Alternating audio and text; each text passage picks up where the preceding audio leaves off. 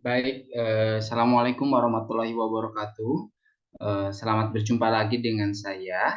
Dalam pertemuan kali ini akan membahas materi tentang trigonometri.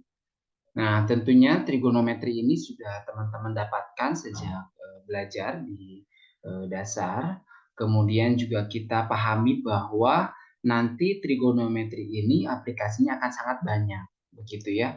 Terutama dalam bidang-bidang yang sedang teman-teman jalani dan tempuh begitu. Contohnya misalkan dalam pengukuran sudut begitu, kalau misalkan menggunakan teodolit kan alat teodolit juga sama kan, itu menggunakan konsep satuannya satuan sudut begitu, derajat, kemudian juga menit dan detik gitu. Nah, kita kupas dan kita akan bahas trigonometri secara dasar ya, untuk ilmu dasarnya dulu. Nah, bahwa trigonometri ini kan berarti kita ngobrolin tentang tiga sudut begitu ya, atau di sini metro itu artinya adalah mengukur, sehingga memang trigonometri itu adalah mengukur dengan satuan tiga sudut, bisa dikatakan seperti itu, yang merupakan suatu cabang matematika yang berhadapan dengan sudut segitiga. Yang apa saja yang digunakan, yaitu sinus, kosinus, dan tangen begitu. Nah, kalau misalkan kita bicara tentang trigonometri, di sini kita bicara tentang trigonometri ya. Trigonometri itu hanya berlaku pada segitiga siku-siku. Jadi dia berlakunya segitiga siku-siku, maka kita bisa mencari apa namanya, besar sudutnya begitu, seperti itu, atau misalkan panjang sisinya, atau misalkan kita menggunakan aturan dari trigonometri itu untuk segitiga siku-siku. Bagaimana kalau misalkan segitiga yang diberikan itu adalah bukan segitiga siku-siku? Maka langkahnya adalah kita mencari atau menambahkan satu garis yang kita tarik apa namanya, dari titik sudut ke garis yang di hadapan sudut itu sendiri, sehingga kita membentuk suatu garis yang tegak lurus terhadap alasnya. Maka kita bisa menggunakan konsep trigonometri ini. Walaupun sebenarnya untuk segitiga sembarang ada aturan sinus dan kosinus, tetapi itu dalam beberapa hal, beberapa kondisi bisa digunakan, ada syarat dan ketentuan yang berlaku begitu ya. Nah, kita akan lihat tentunya di sini, kalau misalkan ini saya punya panjangnya A, kemudian ini B dan ini C, maka kan kalau menggunakan hukum Pitagoras bahwa C kuadrat itu adalah A kuadrat ditambah dengan B kuadrat. Of course ya, ini teman-teman sudah pada hafal begitu. Nah, apabila kita melihat apa segitiga ini dan kita kasih saja di sini theta, ada sudut di antara garis A dan C, kita akan mengetahui bahwa ketika ada sudut theta, maka penamaan dari garis-garis ini bisa kita katakan bahwa yang B ini ada di depan sudut theta, berarti ini depan. B itu depan, sedangkan itu samping, dan C itu adalah yang miring. Nah, C ini disebut dengan garis miring atau hipotenusa. Hipotenusa. Hipotenusa itu apa? Garis yang miring yang senantiasa tepat di depan sudut siku-siku yang merupakan sisi terpanjang dari sisi yang lainnya. Atau hipotenusa itu adalah kuadrat dari hipotenusa merupakan penjumlahan dari kuadrat sisi-sisi yang lainnya. Jadi C kuadrat sama dengan A kuadrat ditambah B kuadrat, begitu ya C kuadratnya. Nah, kemudian kalau kita secara sederhana bahwa perbandingan sisi dalam segitiga ini, kalau patokannya kita dari theta, maka bisa saja kita katakan ada perbandingan B per C, kemudian boleh juga A per C, atau ada perbandingan apa lagi, B per A begitu ya. Atau ada lagi nggak selain B per A, misalkan C per B begitu. C per A kita balik aja ya, sama A per B. Selain ini ada nggak perbandingan sisi-sisi segitiga? Tidak ada, paling banyak ya seperti ini, ada 6. Nah, dalam trigonometri ada penamaan sesungguhnya kalau misalkan B per C itu adalah, tadi kita katakan B itu depan, berarti depan per miring. Sedangkan ini adalah samping per miring. Kalau ini adalah depan per samping. Nah, kalau yang ini berarti apa? Ya tinggal dibalik, miring per depan, atau ini miring per samping, atau yang ini samping per depan. Nah, dalam trigonometri perbandingan ini dikenal dengan istilah ini sin theta, yang ini cos theta, gitu. Dan yang ini adalah apa? Yang ini adalah tangen theta, gitu ya. Nah, sedangkan kalau kebalikannya kan kalau C per B kebalikan dari B per C kan, maka ini yang disebut dengan kosekan theta. Yang ini adalah sekan theta dan yang ini adalah kotangen theta. Jangan lupa. Jadi ini adalah penamaan dalam trigonometri yang senantiasa kita gunakan. Nah, kemudian ada juga kita bicara tentang satuan-satuan dalam sudut yang kita gunakan adalah derajat dan radian. Untuk satu satuan gitu ya dalam sudut ini kita bisa katakan bahwa sudut dalam radian itu merupakan panjang busur lingkaran atau boleh katakan keliling lingkaran dibagi dengan jari-jari. Sehingga tinggal dicoret saja kan. Gitu. Maka ini jawabannya 2V satu putaran itu gitu. 2V radian. Ya, nanti bisa dikatakan seperti itu bahwa 2V radian itu berarti nanti kalau dikonversi ke dalam derajat gitu ya, bahwa 2V radian itu sama dengan 360 derajat. Gitu, ini 2V. V-nya berapa sih? V-nya itu adalah 3,14 sekian sekian sekian kan, nilai V itu kan dia suatu bilangan sebenarnya. Nah, sedangkan kalau pi radian berarti tinggal dikonversi ke dalam sudut sama dengan berapa? Sama dengan 180 derajat. Dengan catatan, ingat ini kalau 2V loh. Kalau V itu radian 180, kalau 1 radian ya segini 57,3 derajat. Gitu. Kalau 2 radian berarti ya tinggal dikalikan gitu ya. Kalau yang V kan berarti 3,14 dikali 57, berapa? 3 hasilnya pasti 180 derajat. Gitu. Jadi sama aja nih satuannya ya. Kemudian juga ada kalau dalam teodolit itu kan teman-teman ada satuan menit ya. Jadi 1 derajat itu derajat ya udah disebutkan ini sama dengan 60 menit. Gitu. Kalau misalkan 1 derajat kalau mau ke detik berarti 3600 detik. Jadi kalau dalam jam satu putaran itu kalau misalkan 1 menit itu 60 menit itu berarti 1 jam ya, 1 jam itu berarti dia berapa? 1 derajat sama dengan 1 derajat. 1 jam ya 1 derajat begitu. Jadi kalau 2 jam 2 derajat. Makanya jangan aneh kalau misalkan di teodolit itu udah gini. 32 derajat 41 berapa ya? Menit misalkan 20 detik. Nah, kan ada pengukuran seperti ini ya. Kita mengukur menggunakan teodolit hasilnya adalah pasti seperti ini. Nah, kalau dikonversi ke dalam derajat bagaimana? Teman-teman tinggal pisahkan saja 32 derajat ditambah 41 menit ditambah 20 detik. Berarti nanti 32 derajat ditambah, nah ini kita konversi menit ke detik. Menit ke derajat. Berarti nanti bahwa 41 itu sama dengan 41 dibagi 60 dikali dengan 1 derajat. Gitu ya, dikali dengan 1 derajat ditambah dengan 20 per 3600 dikali dengan 1 derajat juga. Berarti nanti 32 ditambah, nah nanti ini 41 kita bagi aja dengan 60 gitu. Jadi 6,8 sekitar ya, 83 gitu. Ditambah lagi dengan berapa? Dengan 20 ya, 20 dibagi dengan 3600. Berarti hasilnya adalah kalau ini pembagian ya, jangan perkalian, jangan lupa. Jadi kalau pembagian itu 3600, nah berarti dia sekitar 0,0056 lah. Nah, gitu. Berarti nanti kita tinggal dijumlahkan dengan 6,83 gitu. Jumlahkan juga dengan 32. Hasilnya sekitar 38,84 derajat gitu ya. Jadi teman-teman jangan lupa untuk satuan-satuan dalam sudut. Nah, berikutnya juga ada yang kita bicarakan tentang jenis-jenis sudut. Ada beberapa sudut lancip. Ingat, sudut lancip itu adalah sudut yang di antara atau jumlah sudutnya itu adalah bukan jumlah sudut ya. Sudutnya itu di antara atau kurang dari 90 derajat. Ini kalau sudut lancip. Contoh misalkan, nah ini 30 derajat. Maka sudut ini disebut dengan sudut lancip karena kurang dari 90 derajat. Sedangkan kalau siku-siku sudutnya itu sama dengan 90 derajat. Jadi dia pasti tegak lurus. Nah, ini siku-siku. Nah, kemudian sudut tumpul. Nah, kalau sudut tumpul berapa? Berarti dia kurang dari berapa? kurang dari 180 derajat. Biasanya begini. Nah, misalkan ini 120 derajat. Berarti dia sudut tumpul.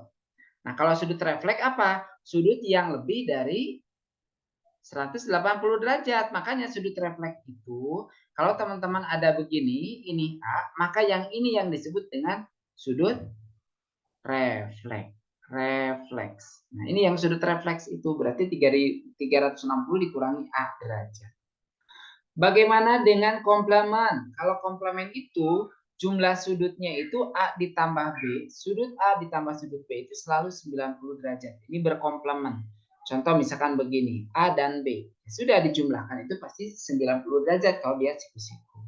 Sedangkan kalau suplemen itu adalah sudut yang jumlahnya itu adalah 180 derajat. Itu sudut yang bersuplemen.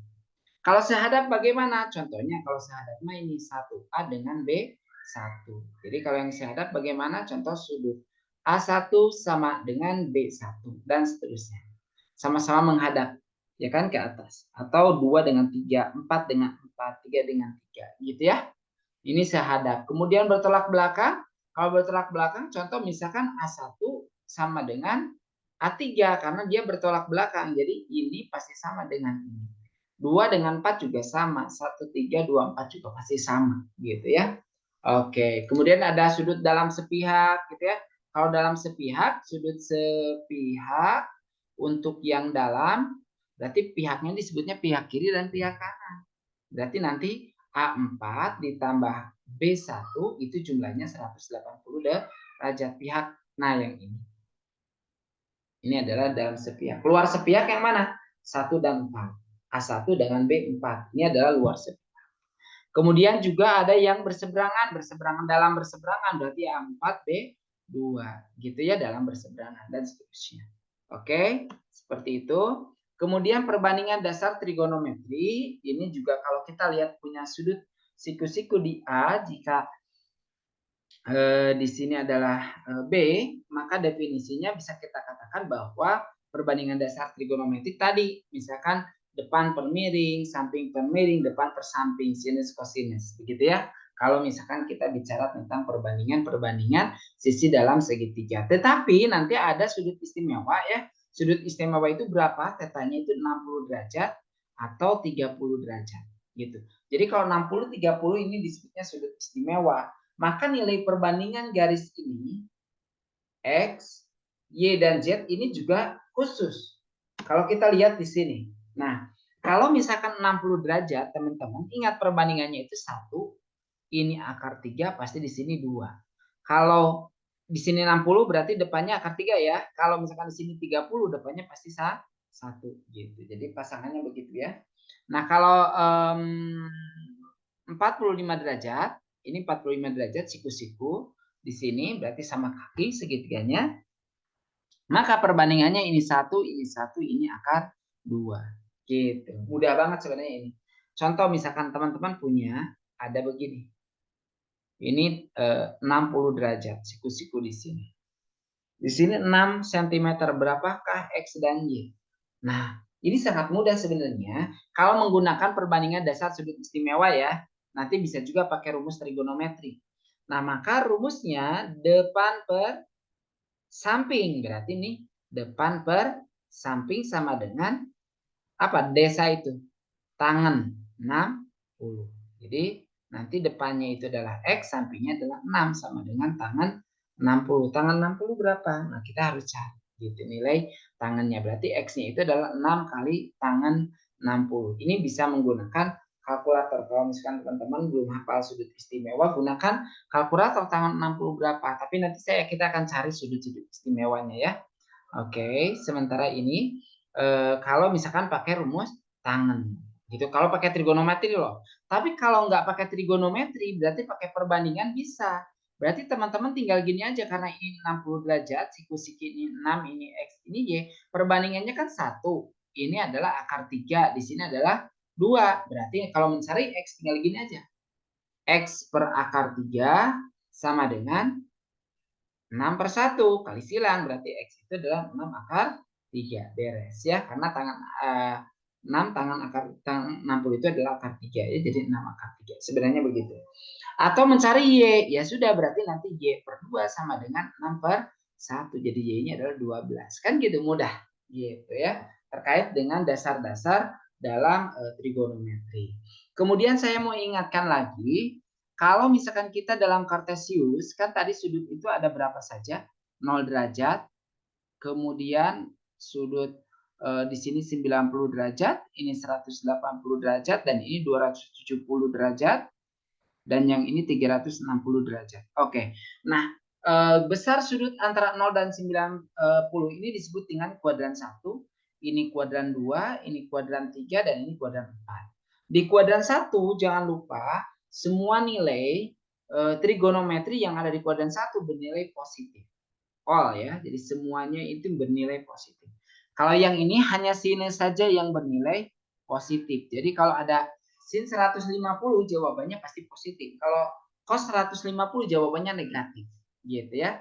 Kalau ini milik tangan yang bernilai positif, kalau ini adalah cos yang bernilai positif. Sisanya adalah negatif. Sudut-sudut istimewa apa saja?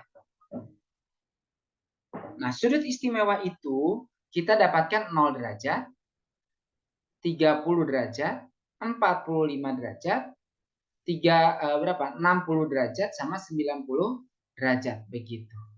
Ya. Nah, kalau misalkan kita ngomongin theta berarti ini trigonometrinya ada sin, ada cos, ada tangen. Ingat catatannya kalau tangen theta itu sama dengan sin.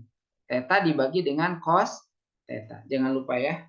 Jadi kalau catatannya ini kalau misalkan tangen theta itu adalah sin theta per cos theta. Nah, sin 0 itu adalah 0, teman-teman. Kalau sin 30 dia setengah, ini setengah akar 2, setengah akar 3, dan 1. Kalau kosinus gimana? Tinggal dibalik aja, berarti nanti 1, setengah akar 3, setengah akar 2, setengah, dan 0. Sedangkan konsep tangan itu sin dibagi cos, berarti 0 bagi 1, 0. Ini dibagi ini tinggal coret setengahnya 1 per akar 3. Coret ini 1, yang ini setengah, dan ini adalah tahinya. Gitu ya. Oke. Nah, sekarang saya akan kenalkan tentang bagaimana kalau ditanyakannya adalah sin 225 gitu kan, ini bukan sudut istimewa. Nanti kita rubah gimana caranya 225 ini berubah menjadi sudut istimewa yang kita gunakannya. Bisa lari ke 30, ke 0, 45, 60, atau 90. Nanti kita lihat dalam perkembangannya. Cuman saya akan bagi dua, ada aturan, disebutnya aturan genap. Ini kalau kita gunakan 180 derajat sama 360 derajat atau 0 derajat juga masuk ya. Kalau aturan ganjil gunakannya itu adalah 270 derajat sama 90 derajat gitu. Cuman nanti kalau aturan ganjil dan genap ada syarat-syaratnya ya. Kalau aturan genap ada tambahan catatan, nanti kalau ketemu dengan sin rubah jadi cos. Kalau ketemu dengan tangen rubah jadi kotangen. Kalau ketemu dengan sekan rubah jadi kosekan. Bagaimana kalau ketemunya dengan cos? Rubah jadi sin gitu. Kalau kotangan rubah jadi tangan gitu ya. Nah, kita akan coba sekarang kerjakan untuk yang sin 225. Kita cek dulu nih, sin 225 itu pakai aturan genap ya. Sin 225 itu ada di kuadran berapa? Kita lihat 225 itu di antara 180 270, berarti di kuadran 3. Sinus itu bernilai negatif. Kenapa negatif? Karena tanganlah yang positif. Selain tangan dia negatif, makanya negatif sin. Nah, kalau aturan genap berarti pakai 180 ditambah 45 gitu kan, 180 tambah 45 225 kan. Nah, berarti ini sama dengan min sin berapa? Lihat ujungnya ya, tanda ini nggak ngaruh. Lihat ujungnya aja, sin dari 45 atau setengah akar 2, negatif setengah akar 2. Gitu. Nah, sedangkan kalau pakai aturan genap gimana? Ganjil gimana? Berarti sin 225 boleh juga berarti pakai ini kan di kuadran 3 ya, berarti negatif sin. Nah, berarti ini 270 dikurangi berapa? Ada 225, kurangi 45. Berarti sama dengan min. Nah, sekarang sin karena pakai aturan ganjil, sin berubah jadi cos. Cos berapa? Cos 45. Berapa? Setengah akar 2. Sama begitu karena memang nilainya harus sama. Berapapun nanti sudutnya ya. Oke. Seperti itu. Nah, sekarang kita coba aturan sinus dan kosinus. Bagaimana kita mengerjakan aturan-aturan sinus dan kosinus dalam pengerjaan sehari-hari? Ngapalin rumusnya gimana? Ini sebenarnya aturan sinus itu sangat-sangat mudah karena ada syarat kalau sinus misalkan ini alfa, ini beta dan ini gamma, maka yang perlu diketahui itu dia memiliki dua sudut satu sisi. Ini bisa dicari dengan rumus aturan sinus atau dua sisi satu sudut yang jelas sudutnya terletak di depan sisi yang diketahui. Ini juga aturan sinus kita gunakan. Berarti ini kalau misalkan A, ini B, ini C, berarti nanti A per sin alfa, gitu loh. A per sin alfa depan, pada depan ya. B dengan beta, berarti per sin beta, C dengan gamma. Gitu ya. Contohnya bagaimana? Contohnya misalkan begini. 62 ini 3, ini X. Berapakah misalkan ini Y, ini Z. Bagaimana kalau begini? Wah, ini agak-agak ya. Kalau yang seperti ini. Kan pengennya dua sudut, satu sisi. Ini satu sudut, dua sisi. Tapi di sini dua sisi, satu sudut, tapi sudutnya terletak di depan sisi yang diketahui. Nah, 60 ini ada nggak di sini? Tidak. Berarti ini tidak bisa menggunakan aturan sinus. Karena nggak bisa. Nanti kita nggak dapat apa-apa. Begitu.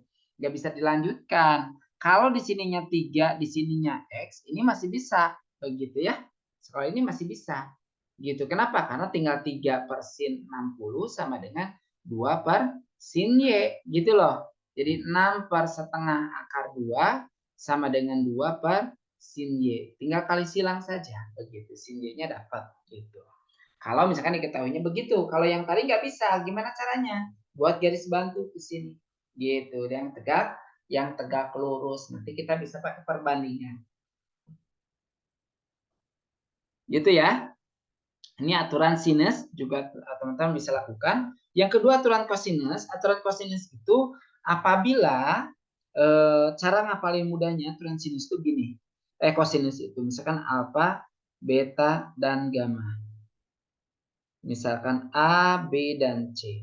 Kamu perhatikan deh. Kalau mau mencari C kuadrat, berarti C itu dia sudutnya adalah sudut gamma, nantinya cos gamma.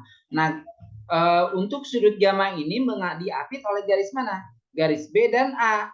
Gitu ya. Maka tinggal jumlahkan aja. A kuadrat tambah B kuadrat dikurangi 2AB cos gamma. Gitu. Makanya ini kan jadi begini. Kalau mencari B berarti yang mengapit sudut di depan garis B adalah beta. Berarti A dan C. Maka B itu adalah A kuadrat tambah C kuadrat min 2AC cos beta. Jadi sangat-sangat mudah sebenarnya untuk aturan sinus dan kosinus. Ya. Oke. Nah, kita coba latihan. Ini untuk yang E. Yang E itu contoh lagi misalkan 35 derajat, 21 detik, 33 menit. Oke, yang F misalkan 3 derajat, 1 menit, atau 10 menit, 2 detik. Nah, ini coba transpose rubah ke dalam bentuk derajat. Maka nomor A, kalau nomor A, ini 2,5 V radian. Sebenarnya radian ya, satuannya. Ini kalau mau dirubah ke dalam derajat, tinggal 2,5 V dikali 180 per V. Yaitu tinggal dicoret, jawabannya 450. Tapi boleh juga 2,5 V radiannya langsung dikalikan dengan berapa? 57,3 derajat. Boleh? Boleh-boleh saja, tinggal dihitung. Gitu. V-nya pakai 3 koma ya. Jadi 2,5 kali 3,14 sekian-sekian dikali dengan 57,3. Hasilnya harus sama. Gitu. Sekitar 450 derajat. Gitu. Walaupun nanti hasilnya ada koma-koma ya. Gitu. Oke ya. Nah, selanjutnya untuk nomor B, ini ada B, C, D, dan E, dan F. Silakan teman-teman dikerjakan untuk latihan. Kemudian untuk nomor 2 kita lihat, tentukan theta dari persamaan berikut. Nah, ini kalau misalkan menentukan theta berarti menentukan besar sudutnya berapa. Ini sangat mudah, jadi sin theta sama dengan 0,3450. Kita mencari tetanya berarti sinnya pindah jadi ARC, arkes sin 0,3450. Nah, teman-teman kalau menggunakan kalkulator silahkan pakai shift ya. Itu kalau nggak salah klik shift dulu kalau yang pakai saintifik. Kemudian klik yang sin pangkat min 1 ya, sin pangkat min 1. Atau 2 ND dulu, teman-teman tinggal 2 ND diklik kemudian muncul sin pangkat min 1, itu sin pangkat min 1 itu artinya arkes sin ya. Ini ARC itu adalah sin pangkat min 1 gitu. Jadi kalau ini juga sama 0,3450, tinggal dicek tetanya berapa gitu. Jadi teman-teman yang kita lihat dari sin berapa nih? Arkesinus dari 0,3450 itu berarti nanti dia nilainya adalah 20,18 derajat. Satuan jangan lupa. Ya. Nah, untuk ngebuktiinnya, bagaimana sih ngebuktiinnya bahwa pengerjaan kita itu benar? Cek lagi sama teman-teman. Sin theta sin 20,18 itu derajat hasilnya berapa, Kak? Nah, ternyata kalau teman-teman cek pakai kalkulator, hasilnya adalah 0,3450 sekian lah ya gitu. Maka betul kalau misalkan sudah terbukti sama dengan soalnya ketika kita masukkan ke rumus aslinya, berarti apa yang kita kerjakan nilai tetanya itu adalah benar. Gitu ya. Nah, tetanya itu kan di antara 0 sampai 360. Oke, yang B, C, dan D silakan teman-teman kerjakan. Baik, itu dulu pertemuan kali ini masih membahas tentang sudut-sudut yang basic ya dengan saya. Nanti insya Allah kita akan lanjutkan lagi dalam pertemuan berikutnya. Terima kasih semuanya, sampai ketemu lagi.